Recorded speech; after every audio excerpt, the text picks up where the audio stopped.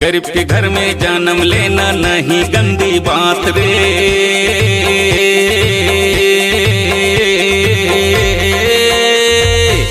गरीब रह के जीना, गरीब रह के मरना गंदी बात रे।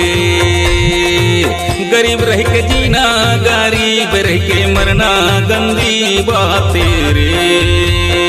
गरीब के घर में जन्म लेना नहीं गंदी बात रे।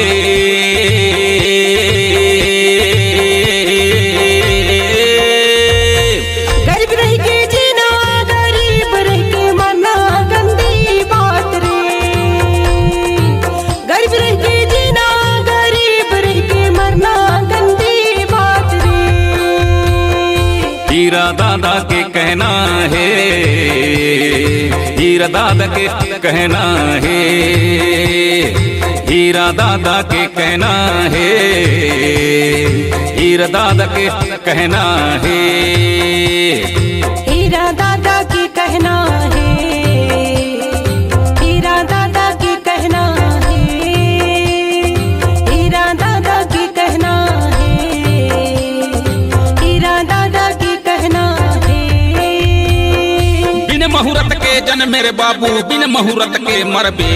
सुबह मुहूर्त ला खोजत खोजत जीवन भर भटके। बिन मुहूर्त के जन मेरे बाबू, बिन मुहूर्त के मरबे। सुबह मुहूर्त ला खोजत खोजत जीवन भर भटके। एकरिल कई थाऊंगा पहले जानो फिर छानो, तब फिर मानो, तब फिर मानो। गरीब के घर में जन्म लेना नहीं गंदी बात रे।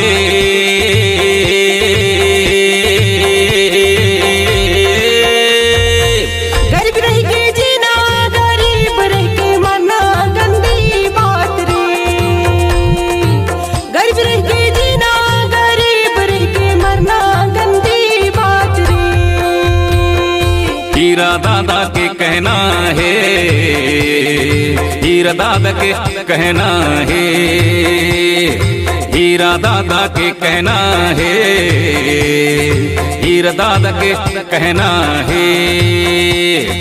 हीरा दादा की कहना है, हीरा दादा की कहना है, हीरा दादा की कहना है, हीरा दादा की कहना है। बंद मुट्ठी लाख का खुला मुट्ठी खाक। बाप बेटा पढ़े रे बाबू 16 दुनिया। बंद मुट्ठी लाख का खुला मुट्ठी खाक। बाप बेटा पढ़े रे बाबू 16 दुनिया।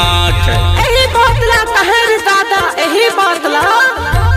करिया अक्षर भैंस बरोबर, करिया अक्षर भैंस बरोबर। गरीब के घर में जन्म लेना नहीं गंदी बात रे।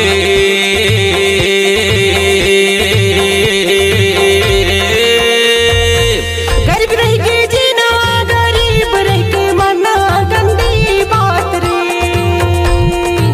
गरीब रह के जीना, गरीब रह के मरना गंदी बात रे। हीरा दादा के कहना है, हीरा दादा के कहना है, हीरा दादा के कहना है, हीरा दादा के कहना है। हीरा दादा की कहना है, हीरा दादा की कहना है, हीरा दादा की कहना है, हीरा दादा की कहना है।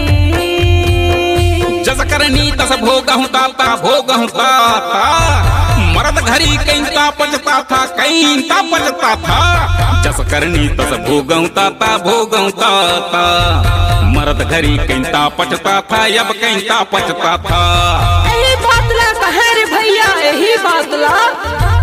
उसर चूके बलमिया गीत गावे।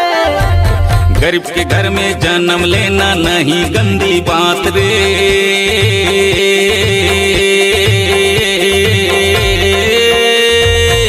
गरीब रह के जीना, गरीब रह के मरना गंदी बात रे। गरीब रह के जीना, गरीब रह के मरना गंदी बात रे। गरीब रह के जीना, गरीब रह के मरना गंदी गरीब रह के